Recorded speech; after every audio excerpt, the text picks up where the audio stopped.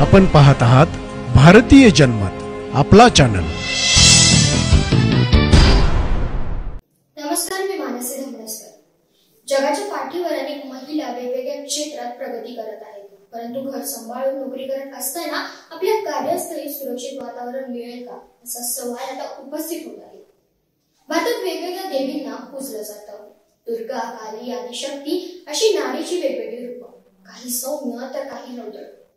आताच्या काळात महिलांच्या विरोधात होणारे गुन्हे ज्या प्रमाणात वाढत आहेत, अत्याचार, बलात्कार, छळ, यानंतर नारीने कायदा सोडून स्वतःच्या सुरक्षेसाठी शस्त्र उठवण्याची गरज आहे का, असं प्रत्येक महिलेला वाटू लागलं आहे। महिलांवरील अत्याचाराच्या घटना काही नवीन नाहीयेत, हा नेहमी चर्चेचा विषय ठरतो। सध्याच्या काळात लैंगिक अत्याचार, बलात्कार, प्रेम प्रकरणातून होणारे गुन्हे वाढले आहेत। यासाठी अनेक कारणे देखील जबाबदार आहेत। सोशल मीडिया आणि इंटरनेटच्या दुरुपयोगामुळे गुन्हेगारीला वाढ मिळत आहे। पोलीस चौकशीतील विलंब, भ्रष्टाचार, राजकीय हस्तक्षेप आणि न्यायालयीन प्रक्रियेतील विलंब यामुळे गुन्हेगारांना योग्य ती शिक्षा होत नाही आणि त्यामुळे गुन्हे सर्रास वाढत आहेत।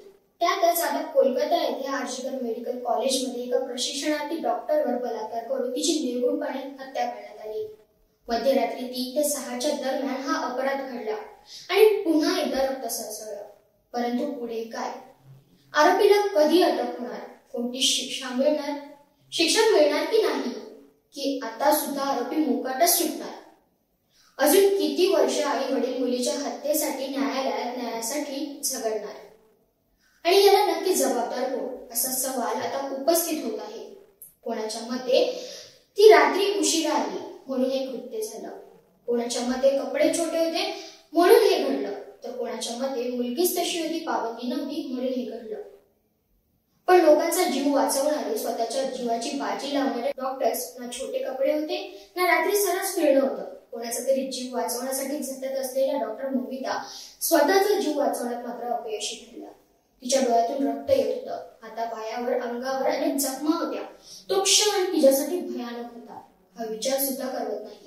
या प्रकरणानंतर वैद्यकीय सेवा देणाऱ्या कर्मचाऱ्यांमध्ये आक्रोश निर्माण झाला आहे। त्यांच्या आणि प्रत्येक महिलेच्या सुरक्षेची जबाबदारी कोण घेणार? न्याय कधी मिळणार आणि कडक कायदे कधी लागू होणार, याकडे आता सर्वांचं लक्ष लागलं आहे। 1973 मुंबईतील किंग्स एडिशन हॉस्पिटलमध्ये अरुणा शानबाग ही बलात्काराची शिकार ठरली। 2012 निर्भया या घटनेनंतर तर लोक आणि प्रशासन खडबडून जागं झालं। दिल्लीतील बसमधील सामूहिक बलात्काराचंही प्रकरण आणि 12 वर्षाच्या संघर्षानंतर आरोपींना देण्यात आलेली फाशीची शिक्षा, यावरून स्पष्ट होतं की भारतातील न्यायव्यवस्थेकडून न्याय मिळवण्यासाठी किती विलंब होतो।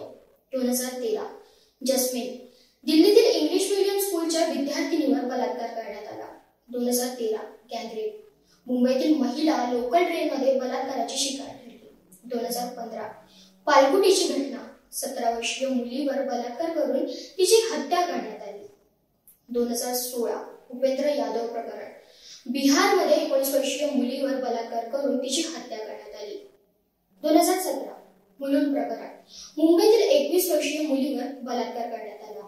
या घटनेबरोबरच सामाजिक दबावामुळे अनेक बलात्काराची प्रकरणं बाहेर सुद्धा येत नाहीत। मान, सन्मान, प्रतिष्ठा या सगळ्यामुळे कित्येक प्रकरणं, कित्येक गुन्हे आणि कित्येक आवाज हे आतमध्येच दबून जातात।